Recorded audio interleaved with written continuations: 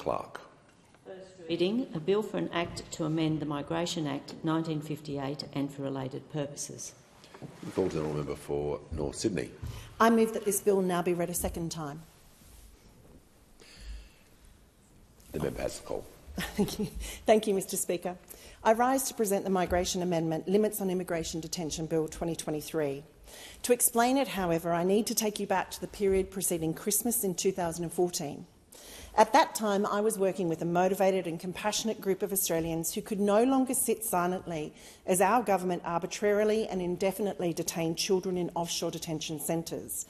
Approximately 730 children were being held then in what can only be described as open-air prisons in conditions that would be unbelievable to many Australians. Shockingly, they were being held by our government in our name. These children had had their eyeglasses taken away, along with the medications they had arrived with. They had no basic human comforts, no fresh clothes, toys or opportunities to play in a playground. They weren't even offered basic healthcare or education.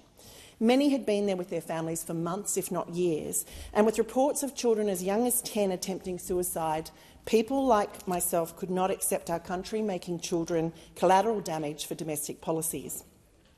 The We're Better Than This Australia campaign brought people from all walks of life together to call on our then government to release these children before Christmas. I want to particularly acknowledge the people who asked me to join them in that endeavour and to thank them for their work and for shaping my humanitarian advocacy and ultimately this piece of legislation.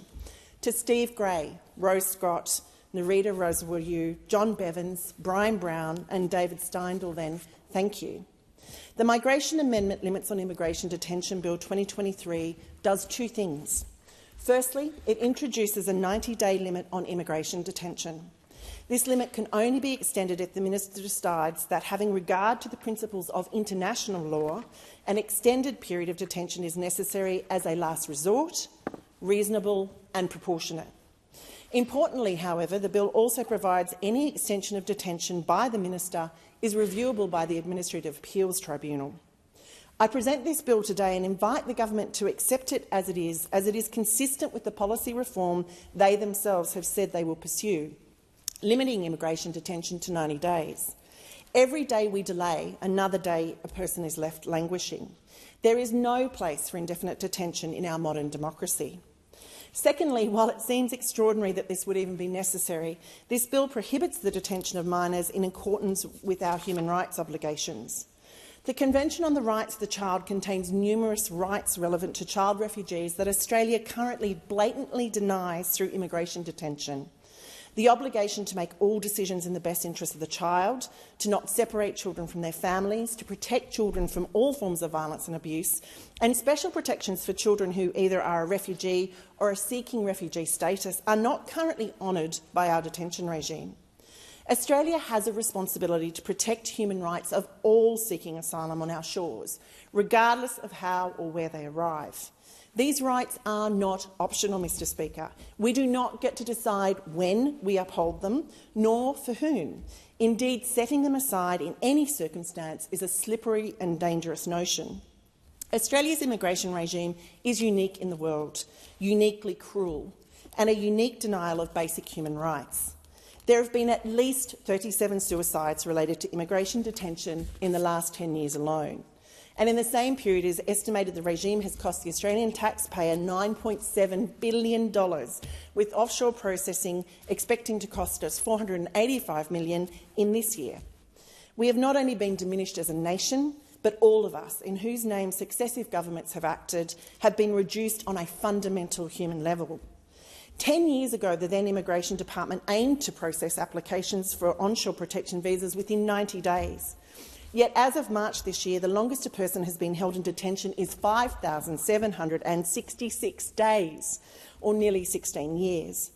And in Australia right now, the 70,000 people waiting for decisions can expect to wait an average of 866 days for a primary decision from the Department of Home Affairs, 1,330 days for a merit-based review from the Administrative Appeals Tribunal, and 1,872 days for appeals at the court level. By comparison, it takes just 55 days for a claim to be processed in the United States and 14 days in Canada. Faster turnarounds are possible, Mr Speaker, and as a nation it is time we began striving to achieve them. This is not to say that everyone who arrives here seeking refuge should be granted it, but what this legislation will ensure is that they would not simply be left languishing, uncertain of whether they were coming or going. I acknowledge we have seen some progress in recent times, but we have so much more to do. Of the 19,000 temporary protection visas and safe haven enterprise visa holders eligible for permanency, only 6,388 have been issued as of August this year. After years of advocacy calling for an end for offshore processing, the introduction of the Migration Amendment Aggregate Sentences Bill 2023 reauthorised offshore immigration detention on Nauru, and this was devastating.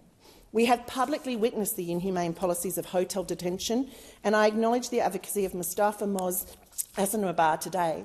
As he said, just because it's lawful does not make it right. In recent weeks, then, the Australian High Court has passed a judgment that indefinite immigration detention is unlawful, and this is a win for human rights. But the political propaganda has already come on thick and fast. It is reprehensible that this ruling should be used as a pawn for political gain, and the new laws, developed in response to that political posturing, are already being challenged in the High Court less than a week after they were rushed through Parliament.